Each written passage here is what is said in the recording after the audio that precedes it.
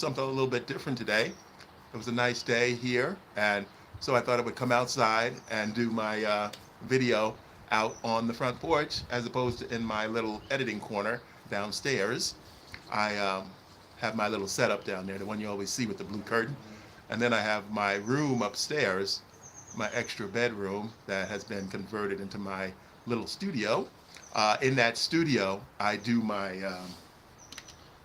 YouTube videos, the main YouTube videos, my 16 by 9 videos, my long form content, as it were. I do that in the studio, and then I also do my auditions, my commercial auditions, my theatrical auditions, because nowadays most of the auditions I do are what you call self-tape. Now, any of you who are new to acting or thinking about getting to it, most of the auditions these days are done on video. Let me tell you about the process. One thing I'm going to start with these vertical live. I'm going to do what I've normally been doing, give you my update. But I also thought of something yesterday, well, day before yesterday, that I would start doing. Instead of just doing my update, I can do an impromptu video that will give you some tips, short tips. Got so many tips floating around in the old noggin that I can share some of those as I start talking, and then I'll think of something that is pertinent to what my update is. So my update today is a little bit about the short film that I've been editing. I told you the other day or yesterday that I have a client in New Jersey, and I do a lot of his student films. He has an acting school, very successful. So what he does is he trains his actors based on their levels in different acting styles, just a basic acting school. But what he does that makes his school stand out is that he, at the end of the whatever the session is, whatever the week, the session is monthly, 2 months, 3 months, I'm not sure of the programs, but whatever the end of the session, he always puts together with some of the students a short film. And I'm the editor that cuts those films together. And I've been doing it for almost getting close to 10 years. So it's going really good. His students are, I see a lot of his students are starting to book work too. They've been booking work over the years. So it's a good program. It's called LaGuardia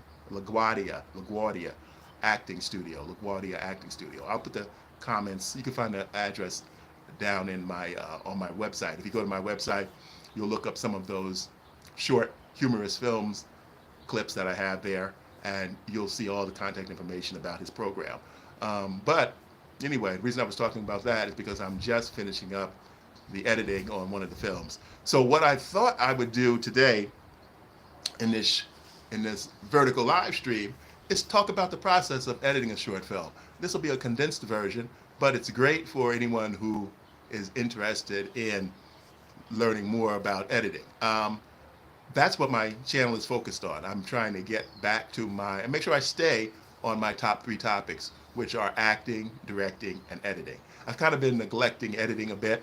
I see that a lot of my interest from my subscribers, which I like and which I'm leaning into, and I'm obviously not going to stop that because they're more interested in acting, the acting portion that I talk about, how to, get into acting, what you need to do to prepare yourself. So that is the staple of my channel, and I'm slowly pivoting more in that direction. And the great thing is here about YouTube, I can check the analytics. Good morning, everyone. Good morning. Thanks for stopping by. I can check the analytics, and I can see what the viewers are watching more. So obviously that's what they're more interested in. And I'm getting much, much more views on my acting content that I've been creating over the past 6 months or so, 7 months. And I really enjoy that because so many times I have taught acting classes. And to be honest, sometimes it's hard to, especially out here in Los Angeles, there's a lot of competition as far as acting programs go. So I've taught acting programs. I've worked for other schools and organizations and came in as a freelance teacher. I've done some teaching with UCLA. So I've taught a lot of acting programs for adults and children. But I think what I'm doing here, as far as the acting program goes, the portion of my channel that's dedicated to giving actors that basic information. I'm not talking about advanced actors. I'm talking about people who always said, you know, I would love to give acting a try. I've always thought about it. I just never really got behind it. And those are the people that I enjoy teaching the most. People who are just getting into it. Because when I think back when I started, there's so much, and here's my favorite saying again, you don't know what you don't know. And so that's what I love about YouTube. I can do these short little sessions and give you guys information that you don't know. And it can spur you to jump on Google and find out more. Go down that rabbit hole, go through all the videos that are out there, and find out more information you need as you're starting out your journey on becoming an actor or an actress. But again, I'm going to pivot a little bit back into the editing right now for this video.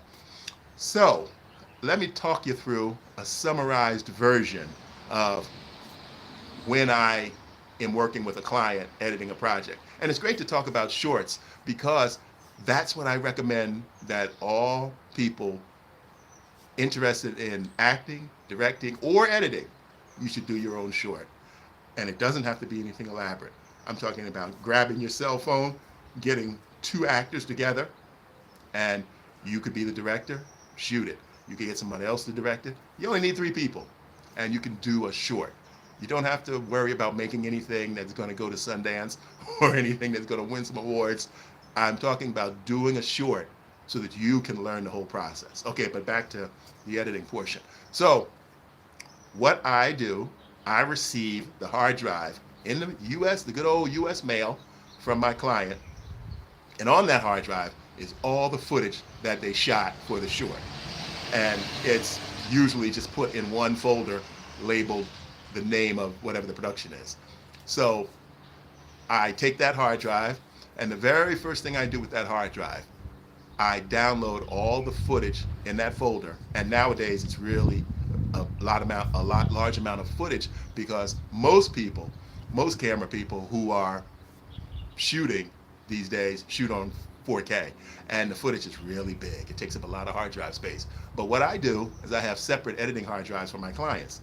So when I get the drive, I download all that footage from the client's drive onto my drive. That's the very first thing. And then I verify the file size once the download is complete. I make sure that the number of folders on my drive, the number of files inside the folder on my drive match the client's drive. And then I also check the total amount of gigabytes to make sure they both match. And then once that's done, I'm confident that I have all the footage. So what I do is I pack the client's drive back in the box, and I hang on to it for a while, but I pack it back into the box and get ready to mail it back to the client. But I don't mail it yet, I just keep it. So then the next step is I open Premiere Pro. That's what I edit with these days. I've been a long time editor of Premiere Pro. Started out with Premiere and Final Cut Pro with the very first release of the program, of the software. So that was a long time ago. But anyway, so I open up Premiere and I create a new project. And what I do is I name the project the same name as the short film I'm editing. So once that's open, let me sit back a little bit. Once that's open, then I import the video folder into the project. Let me get a little sip of water here. So once the video is imported into the project, oh, so you can't hear me. Okay, let me get a little bit closer. Once the video is imported into the project, am I on mute? Somebody said I'm on mute. Let's see, I hope I'm not. I'm not on mute. I might just be talking lower because I'm outside today. Let me move the camera a little bit closer, tilt it up a little bit. I hope you guys can hear me now. Can you hear me if you're watching? Hello, testing, 1, 2, 3, testing. Someone send me a little message if you can hear me. Can't hear you. You're mute. No, I'm not on mute. That's weird. Let's see. Oh. Testing, 1, 2, 3. Testing, 1, 2, 3. Was I on mute? I hope I wasn't on mute and I did this long video on mute. Okay. Um, I don't think I am. Sorry about that, guys. The volume was turned down, but the ring volume on the phone was turned down. I usually have that turned down. Let's see. No, I don't think I'm on mute. So anyway, if anybody can tell me I'm on mute, I'll really appreciate that. They can't hear me. You're mute. Oh, that was the same person. Maybe they just couldn't hear me. But anyway, let's get back to the story of editing. So once I have that project open and I have the folder imported, the first big job is to create individual folders based on the number of scenes that were shot in the short film. So usually I tell the clients, and my longtime client always does it, slate the scenes. So with a visible slate in the frame that tells me what the scene number is.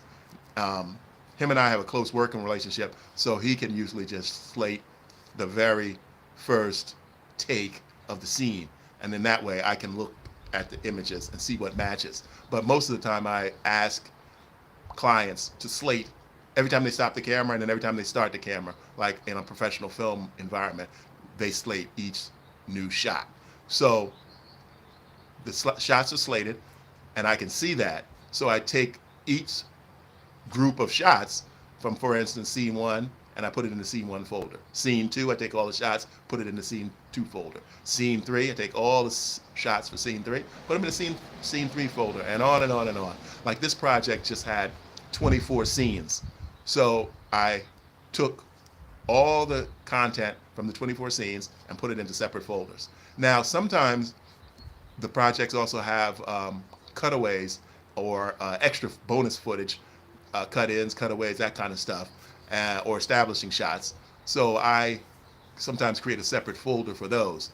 And then I start the process of editing. I go through the script and I see what happens. For instance, this project had it started with some particular quotes.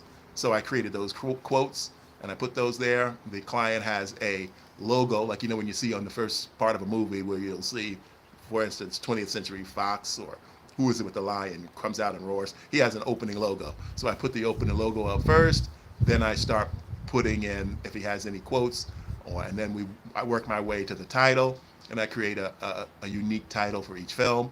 And then once I get to scene one, I start editing. And I'm not going to go through the whole process of editing, but we'll do a separate video on that. And then I start cutting the scenes. One of the very first things you do when you start editing a scene, you have to be familiar with the footage. So I look through the script, I see what the scene is about, read through it, and then I look at the footage and scan through the footage. Usually I'll watch some of it, but most of the time I'll scan through it to see when the shot begins, when the shot ends, if anyone's walking in and out, if there are any cut-ins, cutaways, what's going on in the scene. I get a feel for it. One thing I like about this client, he always shoots traditional footage, which is what I like. He's going to have a master shot that goes through the whole scene. He's going to have cut-ins on each character. He gets all the professional coverage. Wide shot, medium shot of the whole scene, medium shot of the other actor. If some other actor is coming into the scene, he gets that coverage. Then if there are any cut-ins or cutaways, like for instance, if they're looking at their phone, or they're picking up a glass, or they're eating food on their plate, I see all that footage. So then I get in my mind how that scene is going to flow together, how I'm going to cut it together. And again, compare it to the script, and then you start working. Usually I start with a little bit of the establishing shot, and then sometimes I vary it up where I'll start on a close-up of one of the characters who speaks first, or even a reaction shot. So it all depends on the scene. It depends on how I want to vary the footage to make it interesting. You don't want to cut every scene the exact same way, so I vary it. And that's the process. And you go through each scene, 1, 2, 3, 4, all the way to scene 24. And then once you get to scene 24, usually the producer will send you the end credits. And then you create those end credits, and then you put those end credits together, and you enter those into Premiere, or whatever your editing program that you use. You put that into Premiere, and then you put all the pieces together.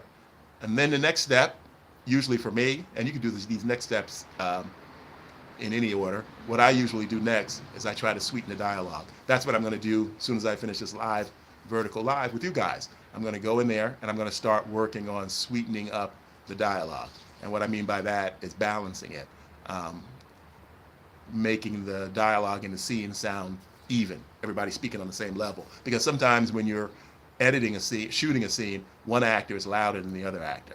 And it could just be a technical issue, or it could be the actor physically talks louder than the other actor, and so you need to balance it so that when people speak, there's not one person way up here and then the next person back and forth. And so you clean all the little errors up, make everything polished and professional, and I go scene by scene. So that takes time. I sweeten the dialogue that way. And then hopefully there's no bad noise. Hopefully there's no hiss or hum in the audio. If it is, I try to figure out a way to take that out. So that's the audio sweetening part, and just for the dialogue. Then I move on to color correcting.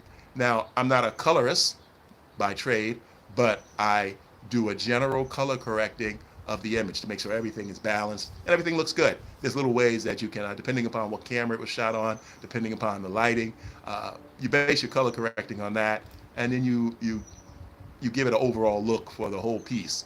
And I try to, especially if it's shot all in one location, usually these projects, these short film projects, are usually shot all in one location. So that makes it kind of easier if the lighting doesn't change that much. So I go scene by scene color correcting, get that all cleaned up, making it look nice and professional. Let me get another little sip of water right here.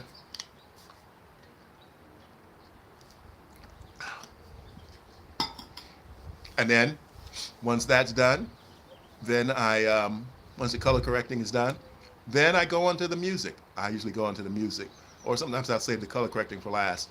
And a lot of times these days, YouTube has a great, in the YouTube studio, there's a area near the bottom where you can get royalty-free music that can be used in productions for YouTube. So this is these projects usually will end up living on YouTube, maybe on the actor's page, because there'll be samples for the actor to show to casting people. So I usually use YouTube cleared music. That way you don't have to worry about using someone else's music and then getting a strike on YouTube or getting your video taken down. So I use pre-approved music that YouTube gives out for free, which is great. And there's a lot of good stuff on there. I was surprised. I haven't used it. I just started using it this year, and I've been very pleased with what I found there, and I will continue to use it. I don't have to worry anymore about when I post my videos that YouTube may say, someone may say, oh, this is my personal music, you can't use it, da da da da. So, and I even been recommending that to my clients, and a lot of them, some of them are using it. Some still want to use their own music, but so it's up to them. But I prefer the music I can get here on YouTube. So then once the music is done, and I listen to scene by scene, I listen to make sure the level, a final mix, what I call it, where you listen to the dialogue and the music, and you make sure the music is much lower so that the dialogue can be heard. Because this is a production where actors want to stand out to show their acting ability, so you don't want the music overpowering them. So that's something that I make sure. Hello, thanks for stopping by. Please go to my channel and look at some of my stuff. And if you like it, please subscribe. Tell your friends, tell your family. Thank you. Yeah, check it out. Check out my channel at the link below, and please subscribe. It's going to help me a lot. So then, yeah, once that's done, then you do a final pass. Make sure you can get everything is where it's supposed to be. Everything sounds good. Everything looks good. And you make sure you don't have any pops and hisses in between edits. And then you deliver it to your client. And then the client will look at it, and if they have any changes, you go back and you make those changes. And then once they're satisfied, then you release the final copy. So I usually still use Vimeo. I've been thinking about moving away from them. My renewal date is coming up, and it's another $300. The price went up. I still enjoy using Vimeo. It's never really let me down. It's just getting kind of expensive. So I'm not sure. I'm thinking about, this might be my last year of Vimeo. And then I will go back to the old way where I had a dedicated channel here on YouTube, which I will do probably, open up another channel here on YouTube and use that to as a preview for my clients to see the video. And then once I deliver the final video to them, what I might do is just use Google Drive and send them a private link so they can download the video. So that's probably what I'm going to do. Been thinking it over in my head, save myself some money because I don't use Vimeo as much as I did in the past. But Vimeo is still good. One reason I want to hang on to it maybe one more year is because I use it as my portfolio to solicit new editing clients, because I'm an independent editor and I'm always looking for new clients, and sending out the Vimeo video players looks very professional as opposed to sending out individual YouTube links or sending out a YouTube playlist. Playlists aren't bad though, so I'm most likely going to have a separate playlist on a separate channel. I have another channel for my James Tucker Productions. I think I still have that, or my business, On Web Television. And so I'll probably start using On Web Television to deliver my video samples to prospective clients. So that is this is going to be my new thing in the morning. This very first one feels good. I will do my little update, and then I'll do a little brief lesson. Most likely they're not going to be this long. This one went longer than I thought, a little over 20 minutes so far, but that's good. I love this vertical live stream. You guys find me here on a vertical live stream, and if I can make these vertical live streams give you a tip, give you information, make something of value that I can give to you. If you're a new editor, this might be valuable to you. Give you a little tip. Even if there's one little thing in there somewhere that I said that can help you, that's giving out value, and that's what I want to do. That's why I want to attract people to my channel. I'm going to continue to do this all through my channel, give out these tips and tricks based on my area of specialty, which is acting, directing, and editing. And you can also view my comic scenes that I will have here. I'm still in the works of trying to get my very first YouTube first series off the ground. Having a little bit more trouble than I did in the past to find actors and actresses who are interested in trying something new. I might have to create a budget to pay them up front, as opposed to bringing them in as a deferred arrangement. It's hard these days. The economy is really hard. So what I probably will do is put together a small budget and have a budget for a daily rate for my talent. And these are going to be small productions to start out with, and the daily rate's going to be small also. So that's something I'm planning to do. And because I really want to get my first series off the ground, I need to plan a small, simple one that I can get off the ground with ease, because I'm excited to do this. This is my goal. This is my plan. And I'm still working towards monetization, and that's moving in the right direction with you guys' help, and I thank you so much. I'm closing in now on 700 subscribers, and people are liking my stuff. My shorts are doing really well, and I think people are mostly discovering me. I know. People are mostly discovering me right here on this vertical live. And I thank you guys for watching. I will come back on again this evening. I had been saying I was going to come on in the morning, evening, and afternoon, but the afternoon is not guaranteed for me, because sometimes I get caught up in editing and I can't break away when I'm on a roll. So I'm going to make sure that I try to come here every morning, do a little update, teach a little brief lesson, either on acting, directing, or editing, and then do my day, and then at night do a fast little recap of how my progress went that day. So again, this is to get my channel out there, say hi to you guys, get in that stream, the vertical stream, and you guys can discover me and come to my channel. Check it out. If you like what's going on there, please subscribe. Share it with a friend. Post it on Facebook. Post it on Instagram. I love it. I love it. Talk to you later.